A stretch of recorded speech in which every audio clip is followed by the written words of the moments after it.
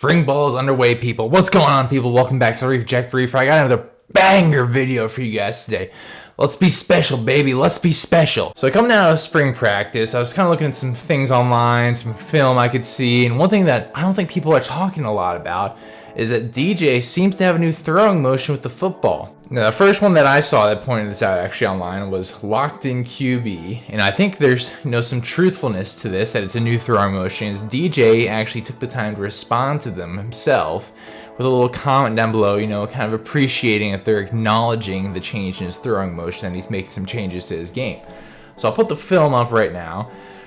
So you can kind of see that when he's wearing the long sleeves, we got sleeves on both arms, that's this spring. When he's got no sleeve on his throwing arm, that's last fall.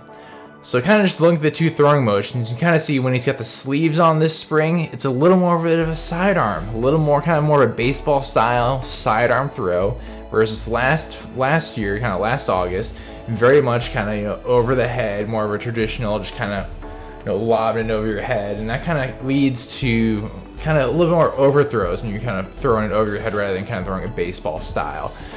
And it's called changing the quarterback pocket. That's kind of a term that I learned about looking into this. The more I read into it, something I wasn't familiar with beforehand, but kind of reading up on it. So he's changing the pocket to try and change the trajectory, which should help the overthrows.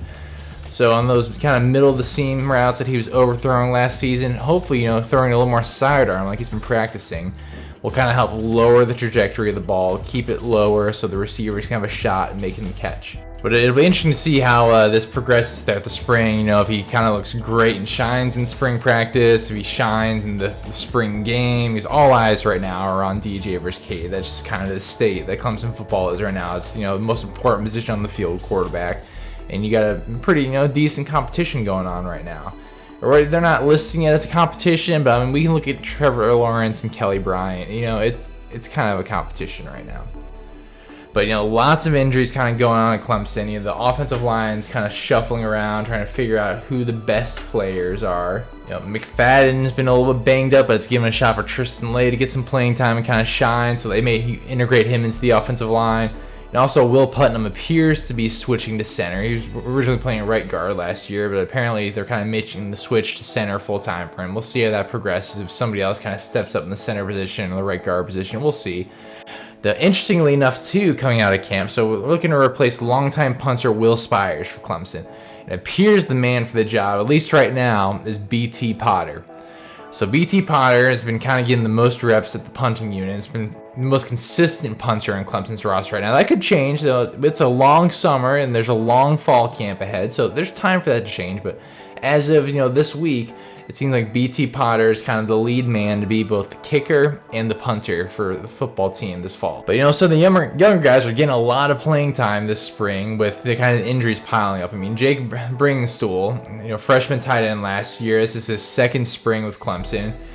He's getting a fair amount of playing time with both Davis Allen out with a shoulder injury and Sage Ennis out with a knee injury. So they're both rehabbing following surgeries they had. They should be back for summer, definitely fall camp. They should be good to go for summer ball, some summer workouts. Additionally, just between Will Shipley and Kobe Pace both having lower body injuries that they're recovering from, Phil Mafia has been the go-to man, the absolute workhorse for Clemson football this spring, as he's the only healthy scholarship running back right now that's on the field. So he's getting a lot of good looks, and he had some explosive plays last fall too. So I think he's a great guy, and he's gonna be a good one for Clemson for quite a while. And all the wide receivers have kind of managed to kind of step it back up. Spector's back after his stint with injury, and then he had long-lasting effects of the whole pandemic virus and everything. I don't want to say it because I don't want YouTube to be kind of flagged by video. So you know exactly what I'm talking about, though. He had some long-term effects from that was affecting his respiratory. So he's kind of come back from that, running the slot, and apparently he's looking just as quick as he was before. But E.J. Williams is still out recovering he had multiple injuries. He just kind of got banged up, tried to play through the thumb injury, kind of got banged up a little bit more. So I'll give him props for that, but he's kind of recovering, taking this spring to, let everything heal up and be ready to go.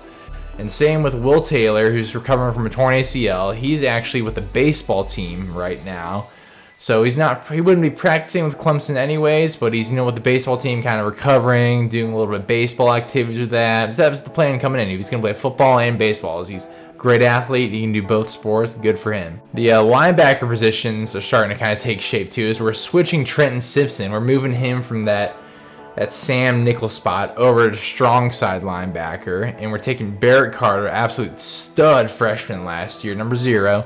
And apparently he's going to be kind of filling in where Trenton Simpson played last year. He's going to be playing that nickel Sam spot. So interesting to see. The middle linebacker spot still a little bit up in the air. I imagine it's kind of come down to Avante Bentley and Jeremiah Trotter Jr. I imagine those are the 2 guys that are kind of really competing for that middle linebacker spot, but we'll see. It's kind of an open position battle right now. I don't think it's going to be decided until fall camp rolls around. But overall, a lot of exciting things going on. I'm just I'll keep monitoring what's going on with spring ball and keep you guys posted. But for today, that's all I got. As always, people, have a great day. Tell somebody you love them. Deuces.